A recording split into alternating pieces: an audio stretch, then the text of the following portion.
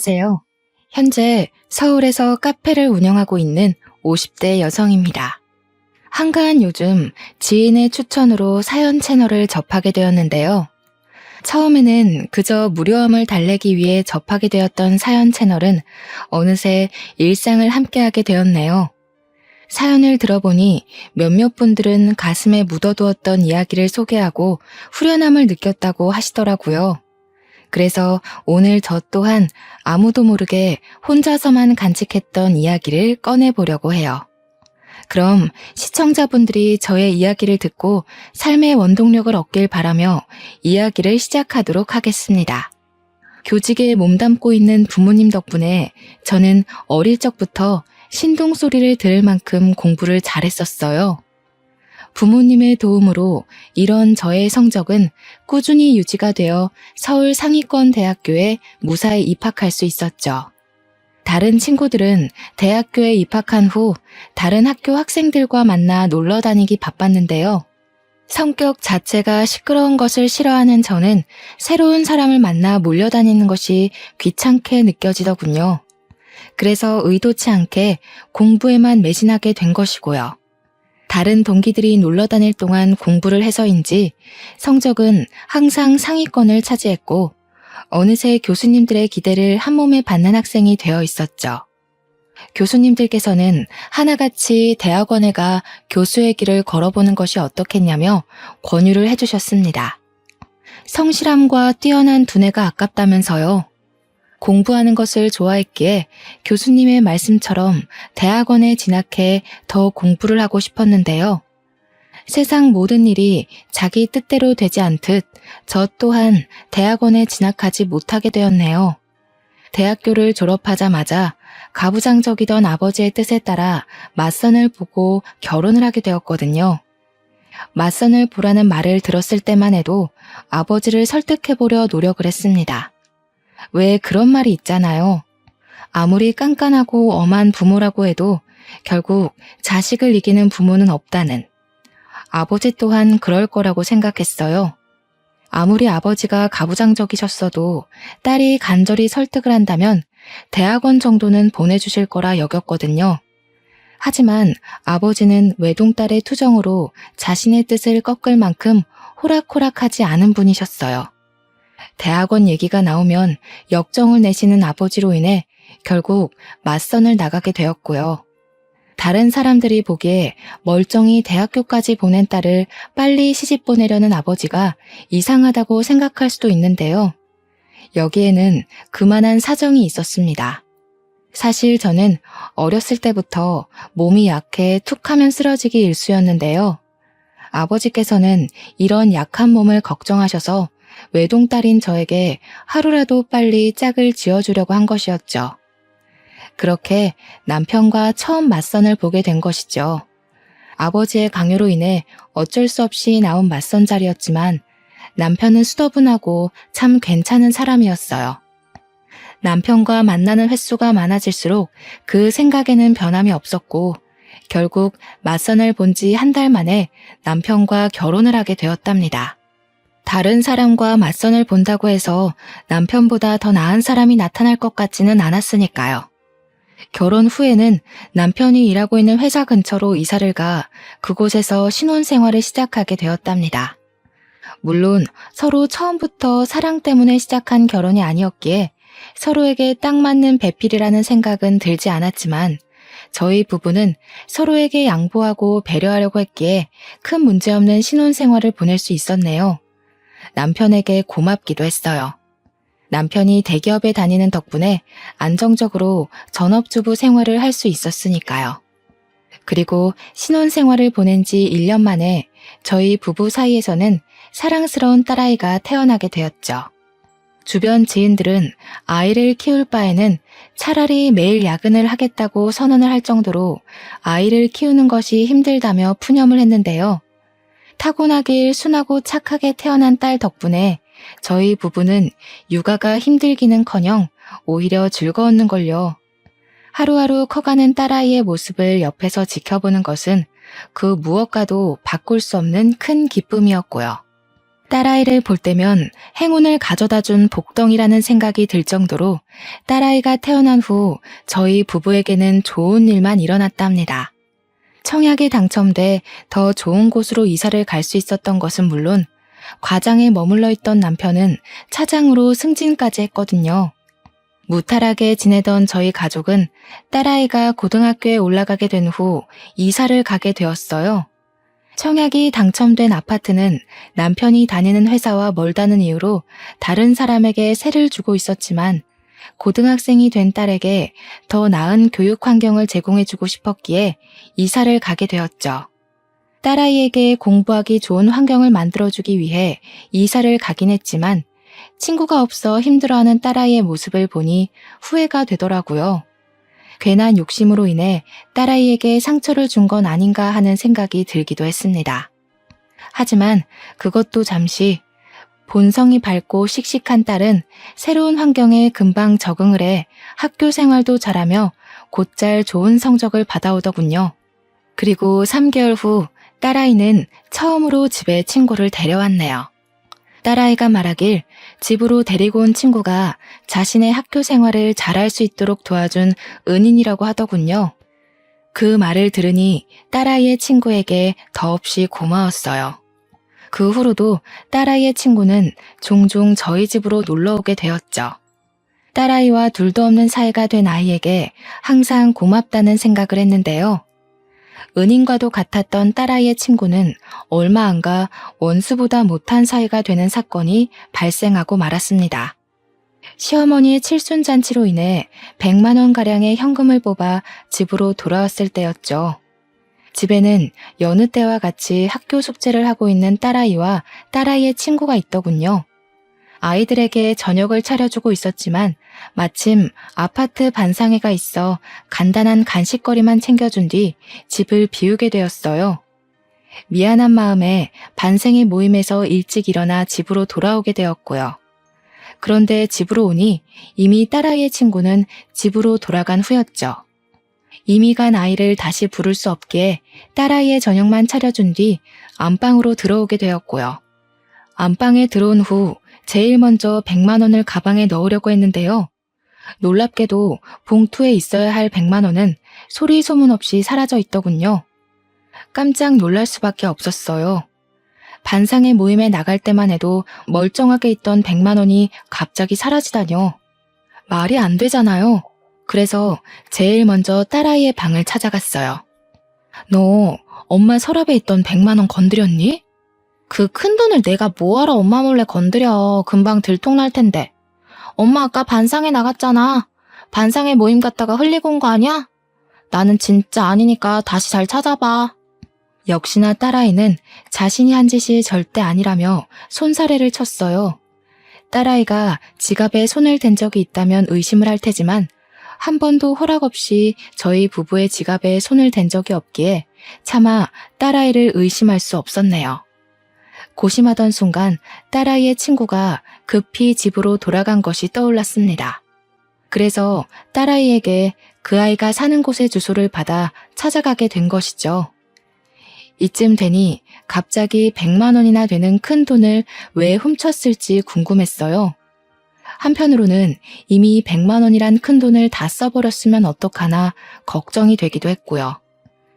딸아이가 알려준 주소는 오래된 다가구 주택이 모여있는 곳이었는데요. 딸아이의 친구는 그 중에서도 제일 후미지고 높은 곳에 위치한 판자촌이었습니다. 문을 두드리자 딸아이의 친구는 바로 문을 열더군요. 딸아이의 친구는 제가 자신의 눈앞에 있다는 사실에 깜짝 놀란 표정이었어요. 요리조리 누나를 굴리는 아이의 모습을 보자 확실히 100만 원을 훔쳐간 것이 맞구나 확신이 들었습니다. 안방에 있던 100만 원 네가 가지고 갔니?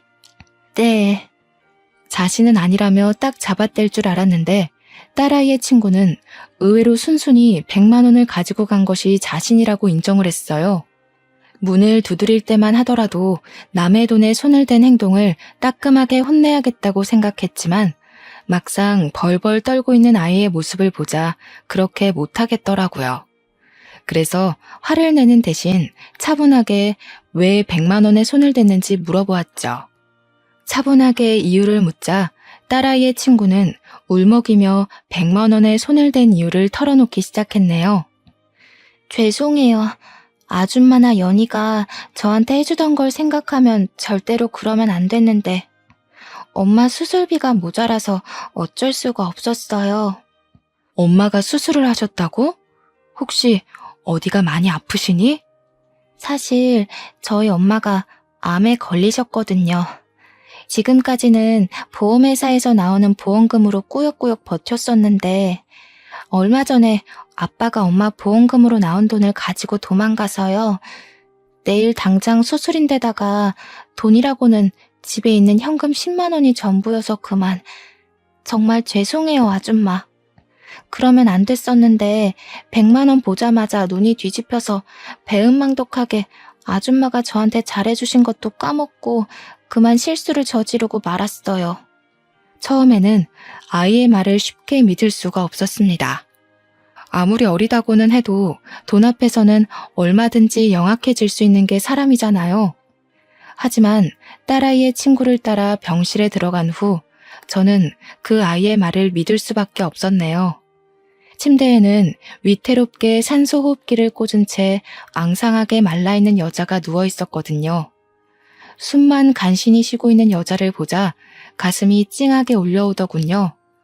아직 20살도 안 된 어린 것이 수술비가 없어서 얼마나 발을 동동 굴렀을까라는 생각 때문에요. 그리고 이런 안타까움은 아픈 아내와 딸을 두고 도망갔다는 남자에 대한 의아함으로 이어졌어요. 딸아이의 친구에게 물어보자 부끄러운 듯 우물쭈물하던 아이는 남자에 대한 설명을 해주었죠. 원래부터 도박 중독자였던 아빠는 엄마와 이혼을 한 후에도 몰래 집으로 들어와 돈을 들고 도망을 가기 일쑤였다고 해요. 아빠가 집안을 쑥대밭으로 만들고 갈 때면 엄마는 술을 마셨었는데요. 처음에는 한 병으로 시작하던 주량이 나중에는 주체할 수 없을 정도로 늘어나 결국 암에 걸리기까지 했다더군요. 기가 막혔습니다. 결국 아이의 엄마가 아프게 된 것도 착하던 아이가 남의 돈에 손을 대게 된 것도 모두 아빠라는 작자가 도박에 손을 대며 생긴 일이잖아요. 죄송하다며 연신 고개를 조아리는 아이의 모습을 보니 착잡했던 마음은 더 깊어만 졌고요. 잘못된 선택을 할 수밖에 없었던 아이의 마음을 떠올리자 마음은 무거워졌고 결국 직접 나서서 병원비를 해결하기로 마음을 먹게 되었네요. 통장에는 남편 몰래 아파트 아이들의 공부를 도와주며 모아두었던 500만 원이 들어있었거든요. 모든 병원비를 내주자 딸아이의 친구는 오열하다시피 하며 몇 번이나 감사하다는 인사를 했습니다. 자신이 열심히 일을 해 꼭 돈을 갚겠다는 말까지 하면서요. 아직 고등학생밖에 되지 않은 딸아이의 친구에게 당장 500만 원을 갚으라는 말은 하고 싶지는 않았어요. 그래서 성인이 된 후 차근차근 갚으라는 말을 한 것이고요. 원래부터 성실하고 공부까지 잘하는 딸아이의 친구가 500만 원을 갚을 거라 믿어 의심치 않았습니다. 하지만 딸아이의 친구는 그 후 아예 연락을 두절하고 말았어요. 이 일로 인해 딸아이의 친구에 대한 굳건한 믿음은 완전히 부서지고 말았죠. 이 사건을 알게 된 딸아이는 불같이 화를 냈습니다. 그럴 만도 했어요. 가장 친하다고 생각했던 친구가 자신의 부모에게 500만 원을 빌린 것도 모자라 연락도 끊은 채 야반 도주를 했으니까요. 이미 흔적도 없이 사라진 딸아이의 친구를 찾을 수 없었기에 액땜한 셈 치며 그냥 넘기자고 했는데요. 그 말을 듣자 딸아이는 절대 그냥 둘 수 없다며 펄쩍 뛰더군요. 말도 안 돼. 엄마 미쳤어? 얌체같이 남의 집 돈이나 탐내는 애랑 친하게 지낸 것만 생각해도 속이 뒤집힐 것 같은데 엄마까지 도대체 왜 그래? 500만 원이 누구 집 개 이름도 아니고 도망갔으면 어떻게든 찾아서 당장 갚으라고 말을 해야 할 거 아니야. 말 들어보니까 사정이 딱하더라. 아빠라고 하나 있는 사람은 도박에 미쳐서 제 처랑 자식도 버리고 도망간 것도 모자라서 수술비까지 가지고 도망갔다고 하던데 딱하지 않니? 그냥 없는 돈이었던 셈치고 우리가 눈 감아주자. 잘났어, 정말. 세상 착한 일은 엄마 혼자 다 하지? 엄마는 도대체 사람이 왜 그렇게 물러 터졌어? 걔가 엄마 돈 먹고 도망치려고 거짓말한 걸 수도 있잖아. 다른 사람들은 돌다리라도 두드려보고 건넌다고 하는데 엄마는 어떻게 된 게 허술한 나무 판자떼기를 그냥 지나갈 수가 있냐고. 이미 끝난 일이잖아. 그렇다고 우리한테 큰 피해를 준 것도 아니고. 어디 지연이를 우리가 하루 이틀 보니? 우리한테 사기칠 사람 아니란 거 네가 제일 잘 알잖아. 그러지 말고 우리가 이해해주자. 아빠란 작자는 도망가고 하나밖에 없는 엄마는 아파서 사경을 헤매고 있는데 그 어린 것이 어떻게 제정신일 수가 있겠니? 작정하고 꾸민 일일 수도 있지. 세상에 믿을 사람이 어디 있다고. 제정신이 아닌 게 아니라 뽕으로 받은 500만 원을 갚기 싫었던 거겠지. 엄마가 뭐라고 하던 나는 지연이 찾아내서 500만 원도 돌려받고 사과도 받을 거야. 엄마는 죽었다 깨어나도 지연이 못 잡겠다고 하는데 나라도 나서야 그 돈 받지. 딱한 사정을 눈감아 주려고 했지만 제 아빠를 닮아 불같은 성정을 가진 딸아이는 절대 용서할 수 없다며 씩씩거리기까지 하더군요.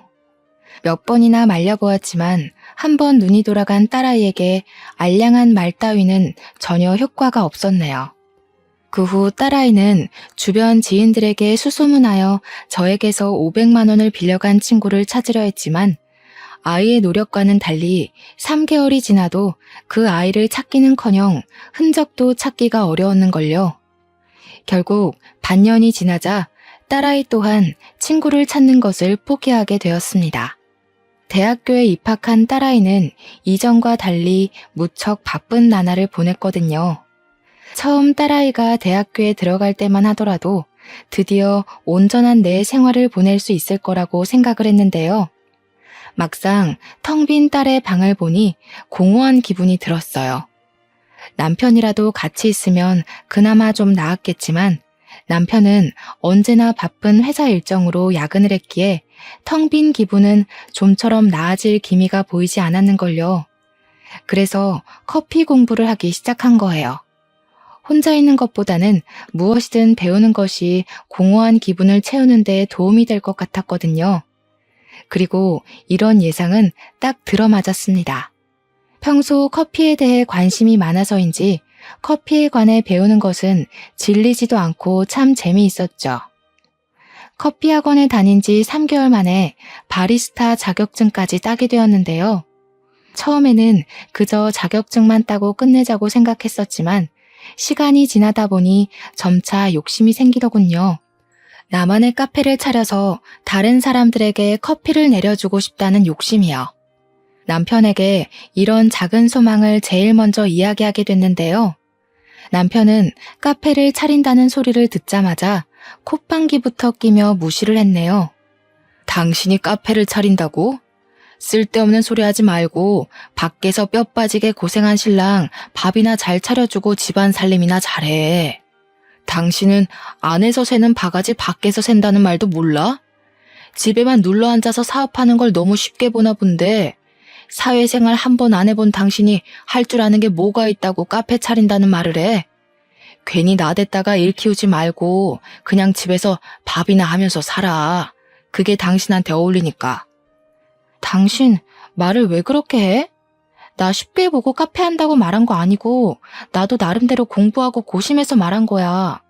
당신 말대로 나 제대로 된 사회생활 한 번 안 해본 가정주부인 거 맞고 터무니없는 소리 하는 게 맞을 수도 있어. 근데 남편이면 아무리 터무니없는 소리라고 해도 들어줘야 하는 거 아니야? 밖에서 돈 벌어오는 것도 피곤한데 내가 당신 헛소리 하는 것까지 들어줘야 돼? 괜히 지나가는 바람에 쓸데없는 생각하지 말고 집안 살림이나 잘해. 남편의 말을 들으니 슬슬 짜증이 나더군요. 치사해 보일까 말은 못했지만 사실 제가 남편보다 더 좋은 대학교에 나왔었거든요. 가부장적이던 아버지의 강요가 아니었다면 남편보다 더 좋은 기업에 가서 일을 할 수도 있었고요. 그렇다 보니 남편이 못 배운 사람 취급하는 것을 도저히 견딜 수가 없었네요. 내가 카페 차리는데 당신한테 돈을 보태달라고 한 것도 아니고, 그렇다고 카페 운영을 같이 하자고 한 것도 아닌데 왜 자꾸 삐딱하게 나오는 건데? 내가 집에서 살림만 하자고 당신이랑 결혼한 줄 알아?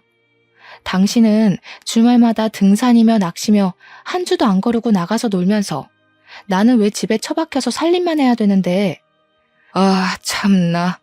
어디 집에서 살림만 하는 여자랑 밖에서 일하는 남자랑 같아? 지금까지 편하게 집에서 살림만 하게 해줬더니 이제 남편한테 바락바락 대들기나 하고 쓸데없이 바람 넣는 옆에 애들 때문에 막 나오나 본데 당신 지금 다니는 커피 학원인가 뭔가 하는 거 당장 그만둬. 그리고 앞으로 내 앞에서는 카페 차린다는 말 꺼내지도 마. 나는 내 여자가 다른 남자 앞에서 실실 웃음이나 흘리면서 돈 버는 꼴은 죽어도 못 보니까. 알았어? 정말 어이가 없었습니다. 엄연히 커피와 디저트를 즐기기 위해 만들어진 카페를 옆에서 커피나 따라주는 다방 취급을 하다니요. 꽉 막힌 남편의 사고방식을 이해할 수 없을 뿐더러 후회도 되더라고요. 이렇게 꽉 막힌 남자와 결혼해 하고 싶은 일을 포기해야 하는 현재 상황이 말이에요. 그리고 이런 남편의 반대는 오히려 승부욕을 끌어올렸고 될 대로 되라는 심정으로 대출을 받아 카페 사업을 시작하게 되었죠. 물론 처음에는 대출금을 갚지 못할 정도로 장사가 되지 않으면 어쩌나 걱정하기도 했지만 결과는 성공적이었어요.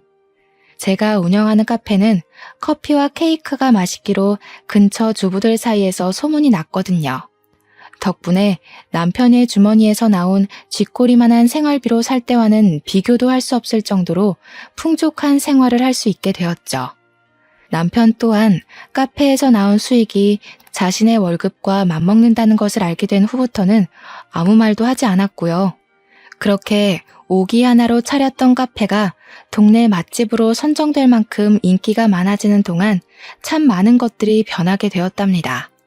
대학교를 졸업한 딸아이는 같은 직장에서 만난 사람과 결혼을 하고 남편은 30년 동안 다니던 대기업에서 은퇴를 했거든요. 은퇴한 남편은 하루 종일 하는 것도 없이 거실에 누워 텔레비전만 봤는데요. 그 모습이 한심하기보다는 참 심심해 보이더군요. 마치 가정주부 생활할 때 모습 같았고요. 그래서 남편에게 카페 운영을 같이 하자고 제안하게 되었네요. 집에 누워 심심한 시간을 보내는 것보다는 밖에 나와 일을 하며 일손도 돕고 돈도 버는 것이 더 좋잖아요. 하지만 남편은 단칼에 저의 제안을 거절했어요. 한평생을 대기업에서 일하던 자신이 어떻게 카페 일을 하냐면서요. 그러고는 갑자기 낚시용품 사업을 시작한다며 난리를 피우기 시작했습니다. 걱정되는 마음에 말리려고 해봤지만 남편은 버럭 성을 내었죠. 어디 여자가 남자 하는 일에 끼어들어? 그러는 당신은 내 말 잘 들어서 지금까지 실실 웃음이나 흘리면서 카페 사업하고 있고? 두고 봐. 카페랑은 비교도 안 될 만큼 성공해서 별 가짜는 카페 하나 때문에 빳빳하게 치솟은 당신 코를 납작하게 만들어줄 테니까. 지금 경쟁하자고 당신한테 그런 얘기하는 게 아니잖아. 카페야 나이에 상관없이 다들 많이 온다고 하지만 낚시는 다르잖아. 바닷가에서 자리 잡고 시작해도 운영될까 말까 한 게 낚시용품 사업인데 바다는커녕 제대로 된 강가도 없는 여기서 누가 낚시용품을 사겠냐고. 이렇게 생각하는 게 짧으니 사회에 나와서도 남자들한테 밀리지. 인터넷으로 팔면 되지 뭐하러 바닷가까지 가서 물건을 파냐고. 당신 나한테 훈계할 시간에 가서 공부나 더 하고 와. 되지도 않는 머리 굴리면서 하늘 같은 서방 기껏 끌 생각이나 하지 말고. 걱정이 돼서 한 말이었지만 남편은 제가 자기를 무시한다고 생각하는 모양이었어요. 오해를 하는 남편에게 다시 이야기를 하려 했지만 남편은 그때마다 직장 생활을 하지 않은 것을 걸고 넘어지며 헐뜯기 바빴는걸요. 딸까지 합세하여 남편을 말려보았지만 사업을 하겠다는 남편의 고집을 꺾기에는 역부족이었고 남편은 결국 사업을 하고 말았네요. 착잡한 마음 때문에 잠도 설치는 저희 모녀와 다르게 남편은 그저 신나 보였어요. 그럴 만도 했습니다. 한평생 회사원으로 살았던 남편은 한 번이라도 사업을 해 사장님 소리를 들어보고 싶다는 말을 입에 달고 살았거든요. 남편은 사무실에서 새우잠을 자며 열심히 일을 했는데요. 열정 넘치고 간절하던 모습은 정확히 6개월 후 귀신같이 사라지고 말았죠. 제가 뜯어 말릴 정도로 사무실에서 살림을 차리던 모습은 온데간데 없이 거실에서 리모컨만 만지작거렸고요. 사업을 내팽개친 남편의 모습을 보니 실망스러움을 감출 수가 없더군요. 큰 성공을 바란 것은 아니지만 가족의 반대까지 겪으며 시작한 일을 흐지부지하게 끝내다니 있을 수 없는 일이잖아요.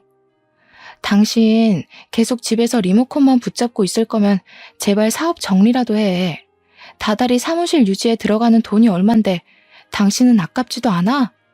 다른 집 마누라들은 남편이 사업한다고 하면 기 살려주려고 온갖 내조는 다 한다던데.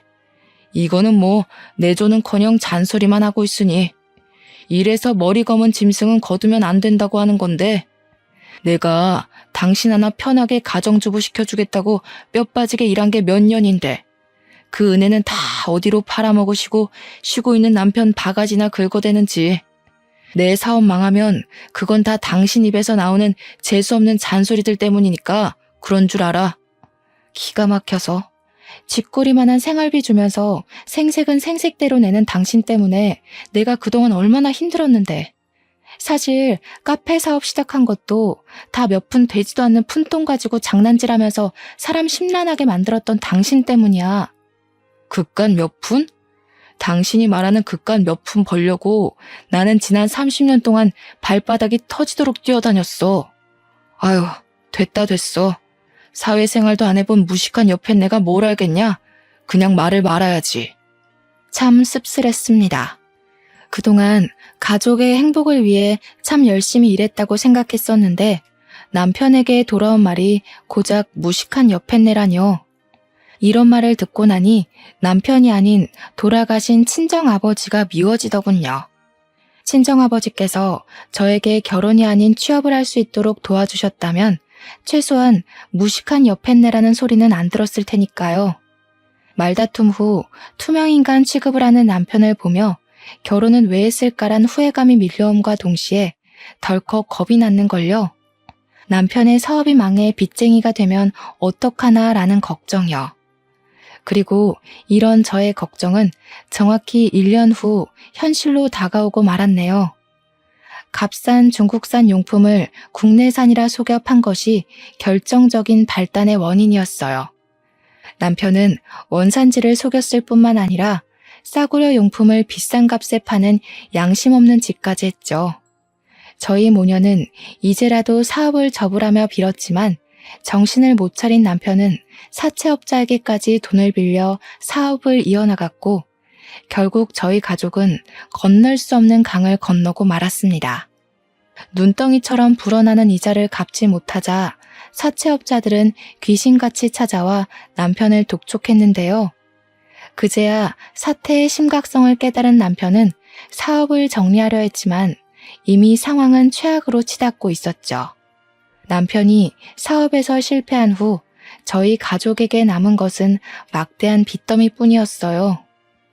남편은 막노동을 하며 돈을 벌었고 하루에 6시간만 카페를 운영하던 저는 영업시간을 24시간으로 바꾸며 빚을 갚기 위해 노력했습니다. 딸아이는 임신 막달의 몸으로 육아휴직도 쓰지 못한 채 일을 나갔고요.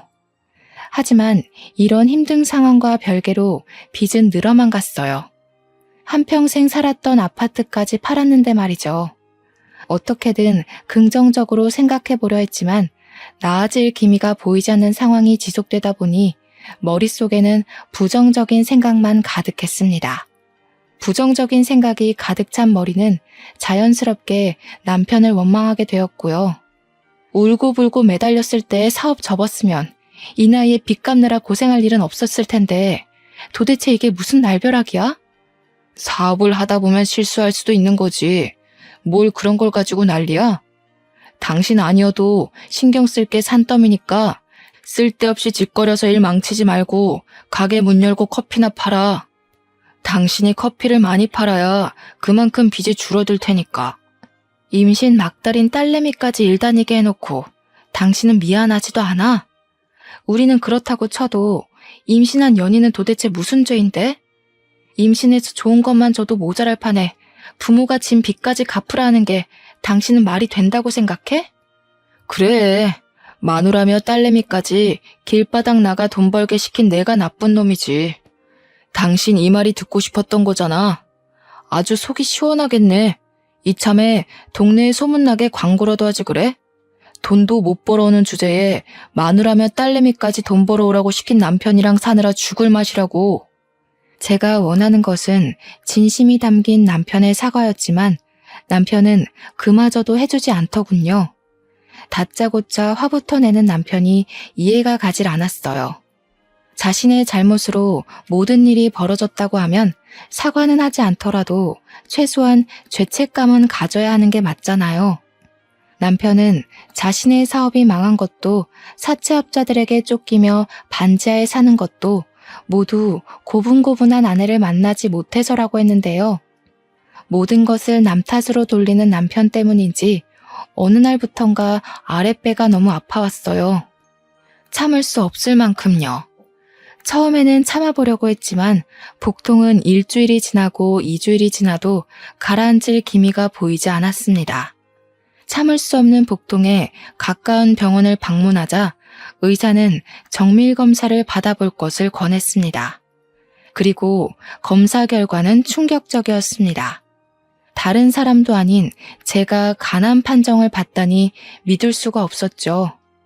의사는 간암 초기 판정을 받았으니 치료만 잘하면 완치 확률이 높다며 위로를 해주었어요. 무신경한 남편과 달리 어떻게든 위로를 해주려 노력하는 의사를 보니 씁쓸함은 더 심해졌죠. 빚쟁이한테 시달리는 와중에 간암에까지 걸리다니 참 하늘이 원망스럽더군요. 딸아이는 치료에 전념할 수 있도록 자신이 노력한다고 했는데요. 힘든 내색 한번 하지 않고 위로를 해주는 딸아이를 보니 울컥 눈물이 차올랐네요. 만삭의 몸으로 일을 하는 것도 힘들 텐데 못난 엄마의 위로까지 해준 거잖아요. 남편에게는 또 어떻게 말할지를 생각하니 집으로 돌아가는 길이 참 막막했어요. 당장 한 푼이 아쉬운 상황에서 카페 영업을 중단하고 치료에만 전념한다고 하면 빚더미는 금세 불어날 게 눈에 선했거든요. 그래도 용기를 내어 남편에게 말을 꺼냈죠. 참나. 한평생 내 돈이나 파먹으면서 살던 쌀벌레 같은 마누라 드디어 쓸모있나 싶었더니 암이라고 하네. 그래도 암 초기면 금방 죽을 건 아니잖아. 요즘 기술이 좋아져서 암 초기면 금방 털고 일어난다고 하던데. 당신 괜히 입원해서 쓸데없는데 돈 날릴 생각하지 말고 통원 치료하면서 카페 일 계속해. 아빠, 그게 무슨 말이야. 엄마가 누구 때문에 암에 걸렸는데 다 아빠가 사업한다고 엄마 속 썩여서 생긴 일 아니야. 애초에 아빠가 이상한 사업한다고 뻘짓만 안 했어도 말년에 엄마가 이렇게 고생할 일은 없었다고. 이 계집애가 누굴 닮아서 이렇게 건방지게 굴어? 딸이라고 하나 있는 건 평생 밥 먹게 해준 애비한테 대들지를 않나. 마누라는 말년에 아파 죽는다고 곤란 소리를 하지 않나.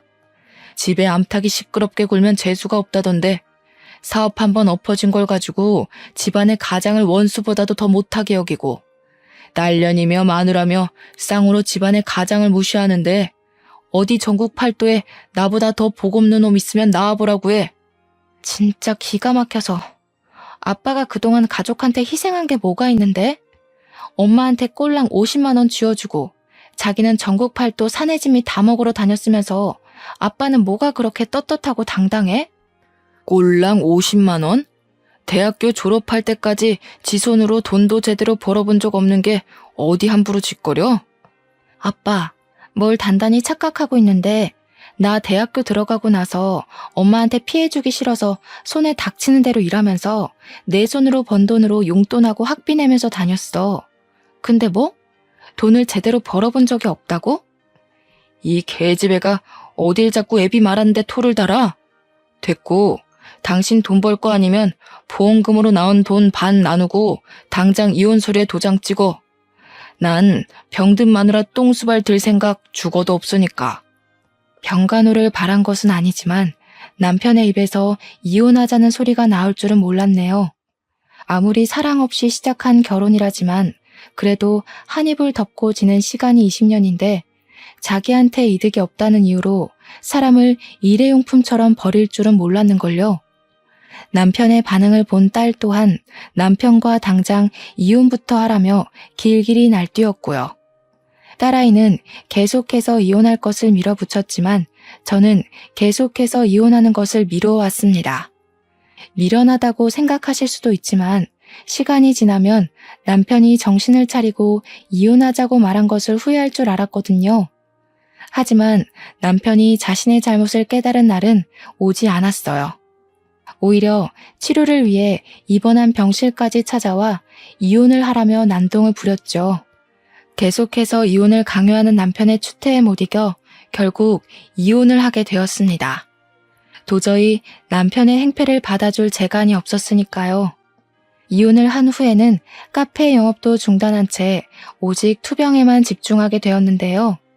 그쯤 남편은 파산 신청을 했기에 오히려 마음이 더 홀가분하더군요. 더 이상 갚아야 하는 돈을 신경 쓸 일은 없는 거니까요. 그래서 되도록 긍정적인 마음을 먹기 위해 노력하며 투병 생활에도 그 누구보다 적극적으로 임하게 되었네요. 하지만 빨리 낫고 싶다는 간절한 마음과는 다르게 몸은 하루가 다르게 나빠졌어요. 치료를 할수록 악화되는 몸 상태에 결국 카페를 처분하기까지 이르렀고요.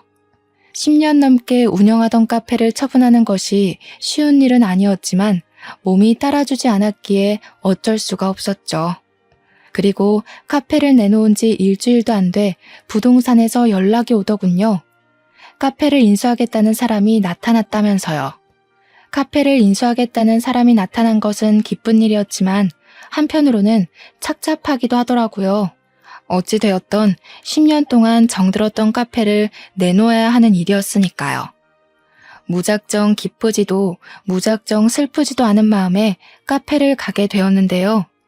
카페 앞에 도착하자 까무러칠 만큼 놀라고 말았네요. 카페 인수를 하겠다고 나타난 사람은 다른 누구도 아닌 딸아이의 친구였거든요. 같이 온 딸아이 또한 저와 마찬가지로 많이 놀란 듯 보였어요. 하지만 놀랐다는 사실이 무색하도록 딸아이는 친구에게로 달려들어 멱살을 들어 올렸습니다. 염치도 없게 500만 원이나 되는 돈 훔쳐먹고 달아난 주제에 여기가 어디라고 기어 올라와? 세상은 참 불공평해. 가족 팔면서 남의 돈 홀랑 뺏어먹고 도망간 사기꾼은 이렇게 멀쩡하게 살아서 카페 인수까지 하겠다고 나타났는데 정작 사기당한 우리 엄마는 몹쓸 병에 걸려서 남 좋은 일만 시키고 말이야. 엄마는 용서할지 몰라도 나는 절대로 너 용서 못해. 말리려고 했지만 딸아이의 힘을 이기기 역부족이었습니다. 만삭의 몸으로 어떻게 이런 괴력이 나오나 의아할 정도로 딸아이는 친구에게 달려들었거든요. 딸아이의 친구의 얼굴에 생채기가 나오고 주위 사람들의 시선이 몰리자 덜컥 겁이 나더군요. 괜히 주위에서 신고를 한다면 딸아이는 만삭의 몸으로 경찰서에 갈 수도 있는 거잖아요. 그래서 죽기 살기로 딸아이의 허리를 붙들며 제발 그만하라 호소를 하였죠. 간신히 이성을 찾은 딸아이는 씩씩거리면서 자신의 친구를 노려보았는데요. 한참을 아무 말 없이 서 있던 딸아이의 친구는 가방에서 돈봉투를 꺼내 저에게 건네더라고요. 하얀 돈봉투 안에는 500만 원이 그대로 들어있었습니다. 딸아이는 봉투에 든 돈의 액수를 세어본 후 콧방귀를 뀌었고요. 쥐꼬리만한 양심은 남아있었나 보지? 10년이 지난 지금에서야 500만 원을 갚은 걸 보면. 너한테도 아줌마한테도 너무 미안해서 내가 할 말이 없어. 이렇게 늦을 거라고 생각하지는 못했는데 너무 미안해. 그래도 이거 하나만은 알아줘. 도망간 이후로 너랑 아줌마 생각에 하루도 편하게 잠들었던 날이 없었어. 기가 찬다, 기가 차. 이유가 어찌되었건 비겁하게 도망부터 친 사기꾼 말 듣고 싶지도 않으니까 당장 내 눈앞에서 사라져. 딸아이의 냉랭한 태도가 계속되자 그 아이는 아스팔트 바닥에 무릎을 꿇으며 그동안 있었던 일을 말해주었어요. 알고 보니 엄마는 수술 도중 눈을 감게 되었고 장례식을 치르는 도중 빚쟁이들이 찾아왔다고 해요.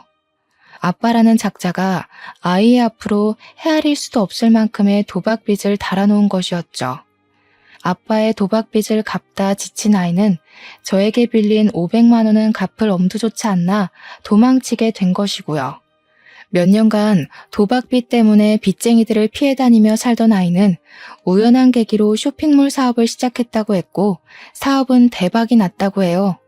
아빠의 도박빚을 다 갚은 후에는 자연스럽게 저에게 빌려갔던 500만 원이 생각났고요. 그래서 수소문에 저희 모녀를 찾아온 것이죠. 절절한 사연에 가슴이 아파왔는데요. 딸아이는 냉소적인 반응을 보였어요. 딸아이의 친구는 어떻게든 자신이 돕겠다고 했지만 딸아이는 그런 친구의 손을 뿌리쳤고요. 소동이 있은 후 저는 다시 투병 생활을 시작했는데요. 의사는 조심스럽게 간 이식을 권하더군요. 항암 치료를 하면 할수록 몸 상태는 점점 나빠졌기에 간 이식이 최후의 방법이라면서요. 절망적이었습니다. 이혼한 남편은 절대로 간 이식을 해줄 리가 없었고 임신 막달인 딸에게는 죽어도 간 이식을 받고 싶지 않았거든요. 그런데 세상에 죽으라는 법은 없는지 얼마 후 의사는 기증자가 나타났다며 수술 준비를 하라고 말을 했어요. 간 이식을 받을 수 있다는 소식에 어찌나 기쁘던지 기증자에게 감사한 마음이 드는 동시에 안도감이 들어 눈물이 쏟아지더라고요. 그렇게 기증자의 도움으로 수술을 받은 후 일주일이 지났는데요. 문득 딸아이의 친구가 인수해간 카페를 잘 운영하고 있을지 궁금해지더군요. 그래서 연락을 하게 되었고요. 그런데 놀랍게도 딸아이의 친구는 저와 같은 병원에 입원해 있다고 했어요. 같은 병원이란 말을 듣고 당장 몸을 일으켜 가게 되었습니다. 큰 마음 먹고 카페까지 넘겨주었는데 몸이 아파 카페 운영을 못하게 되면 큰일이잖아요. 딸아이의 친구가 있는 병실 앞에 서 있을 때였는데요. 때마침 수술을 해주신 의사가 제 앞을 지나가며 딸아이의 친구가 누워있는 병실을 가리켰습니다. 아는 사이냐면서요. 엄청 돈독한 사이셨나 보네요. 가족도 꺼려하는 간이식을 선뜻 하겠다고 나선 걸 보면. 네? 그게 무슨 말씀이세요? 간이식을 하다니요. 의사의 입에서 나온 말은 믿을 수가 없었습니다. 간이식을 해준 사람이 다른 사람도 아닌 딸아이의 친구였으니까요. 침대에 앉아있는 딸아이의 친구를 보자 다리에 힘부터 풀리더군요. 고마움과 함께 미안함이 밀려왔거든요. 왜 기증자인 것을 밝히지 않았냐고 묻자 딸아이 친구는 씁쓸한 미소만 지을 뿐이었습니다. 그깟 간이식 좀 했다고 제가 아줌마 돈을 가지고 도망간 사실이 변하는 건 아니잖아요. 그냥 지난날 베풀어주신 호의를 돌려받는다고 생각해주세요. 세상에 그깟 500만 원이 뭐길래. 너무 고맙고 미안해서 내가 할 말이 없구나. 물론 엄마가 수술을 받아 돌아가시긴 했지만 그래도 아줌마가 500만 원을 빌려주신 덕에 후회는 안 했어요. 만약 돈이 없어서 수술을 못했다면 저 때문에 엄마가 돌아가셨다는 후회 때문에 사업을 하기는커녕 지금도 아빠 빚 갚는 걸로 쩔쩔매면서 후회나 하고 있었을 테니까요. 제가 엄마를 편하게 보내드린 것도 사업을 해서 이렇게 큰 돈을 벌게 된 것도 다 아주머니 덕분이에요. 그러니까 저한테 미안한 마음 갖지 마시고 건강하게 오래오래 사세요. 그래야 카페 영업도 다시 하시죠. 더 힘든 일을 겪었으면서 오히려 위로를 해주는 모습에 참 마음이 아파졌네요. 제가 한 거라고는 그저 500만 원을 빌려준 것뿐인데 딸아이 친구는 500만 원을 훌쩍 뛰어넘는 것을 해주었으니까요. 몸이 회복이 된 후 출산을 한 딸아이에게도 그동안 있었던 일을 설명해 주었는데요. 딸아이 또한 간 이식을 해준 자신의 친구에게 앙금을 품었던 것을 후회하며 간 이식을 해준 것에 대해 진심으로 고마워하게 되었죠. 퇴원을 한 후 저는 딸아이의 친구 덕분에 간암을 완전히 완치한 후 다시 카페 운영에 힘을 쓰고 있어요. 몸을 회복하고 나자 딸아이의 친구는 자신이 인수했던 카페를 다시 저에게 돌려주었거든요. 아직 무리를 하면 안 되기에 무리하지 않은 선에서 열심히 카페 일을 하고 있어요. 아프고 나니 삶을 건강하게 산다는 것이 얼마나 감사하고 소중한 일인지 깨달았으니까요. 얼마 전 완치했다는 소식을 들어서인지 전 남편은 재결합을 하자며 카페로 찾아왔는데요. 저는 단칼에 거절했답니다. 어렵게 찾은 건강한 몸과 정신을 이기적인 전 남편에게 쏟기에는 너무 아깝잖아요. 딸아이의 친구가 500만 원을 들고 도망갔을 때만 하더라도 이렇게 크게 은혜를 갚을 거라고는 상상도 못했는데 인생이란 참 신기한 것 같아요. 이번 일을 계기로 다시 한번 깨닫게 되었죠. 선행을 베풀면 언제가 되더라도 자신에게 꼭 돌아온다는 것을요. 현재 저는 딸아이의 친구를 하늘이 내려준 소중한 천사라 여기며 자식처럼 잘 지내고 있답니다. 사연을 신청하시는 분들께서도 주변에 힘든 사람이 있다면 외면하기보다는 작은 손길을 내밀어 주셨으면 좋겠어요. 그러면 언젠가 자신이 베풀었던 작은 선행은 그 배가 되어 돌아올 것이니까요. 그럼 지금까지 길었던 저의 이야기를 들어주신 시청자분들에게 감사 인사를 올리며 이야기를 마무리하도록 하겠습니다. 이야기를 들어주신 시청자분들 진심으로 감사드리며 모두들 베푸는 삶을 사시길 바랄게요. 감사합니다.